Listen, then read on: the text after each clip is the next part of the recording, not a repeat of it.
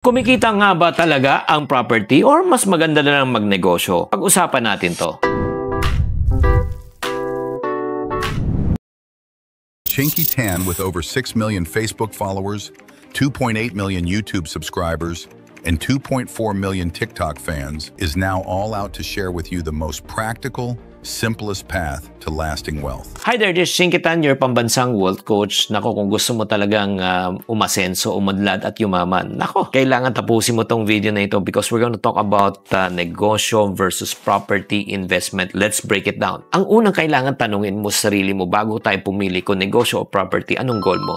Diba? Dapat malinaw kung ano ba talaga ang gusto mo. Gusto mo ba ng active income or gusto mo ng passive income? Ang active income, nagtatrabaho ka, kikita ka. Ang passive income, kahit di ka nagtatrabaho, kikita ka pa rin. Ang active income, definitely pag negosyo. Because the moment you stop selling, you stop earning. Ang passive income, kahit tumigil ka na, diba, kikita ka pa rin. Yung gusto mo, nasa property ka dapat. Next question. O, ito pa, isang next question na kailangan sagutin mo bago pa tayo pumili. Gusto mo ba na meron kang cash flow or gusto mo talaga yung quick na ROI? O gusto mo talaga pang matagalan. Kung gusto mo ng quick cash flow, yun talagang nagbenta ka ngayon, kikita agad, syempre negosyo, di ba? Pero kung gusto mo property yung pang matagalan, pwede naman in terms of upa, di ba? Bibuild mo muna yan tapos papaupahan mo. Tapos ang ROI mo nasa 10 years to 15 years. So, in other words, kung gusto mong talagang steady na pang real estate, pero kung gusto mong madalian, negosyo. Kaya nga importante po na bago pa tayo bumili, property ba o negosyo, yun po titignan natin. Kasi titignan po natin ang short-term at saka long-term gain ng dalawa. Ang short-term gain po sa negosyo, again, pwede ka kumita ng buwan-buwan,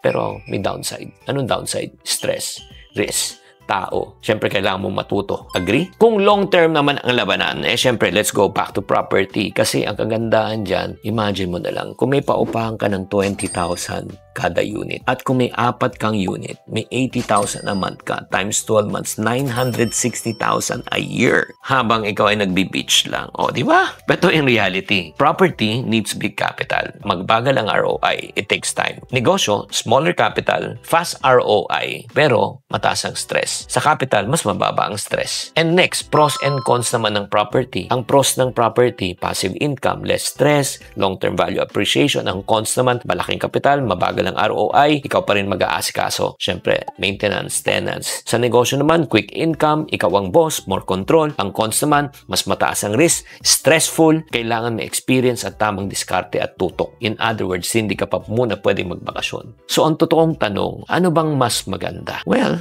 depende yan. Diba? Kung ang priority mo, madalian na kita, kailangan mo ng cash flow, negosyo. Pero kung ang sagot mo, gusto mo talaga pang matagalan, syempre, property. Kung ikaw naman, wala ka pang masyadong pera, negosyo. 10,000, 50,000 pwede ka mag-start. Pero kung may million ka na, pwede ka na pumasok sa property. Kaya kung tatanungin kita, after hearing all this information, ikaw ba, team negosyo or team property? Pakitype sa comment section. At para sa mga taong nagsasabing, Chinky, gusto ko talaga magnegosyo pero hindi ko alam kung paano. Nako, may maganda akong balita po sa inyo. What if I can teach you personally and I will become your business coach on demand? Interesado ka ba? Kung interesado ka, may maganda akong balita, say hi to Negosyo GPT. Guys, may good news po ako sa inyo. Do you want to know how I make business decision in seconds? Kung gusto mo laman, meet Negosyo GPT, my personal bot powered by my actual business framework.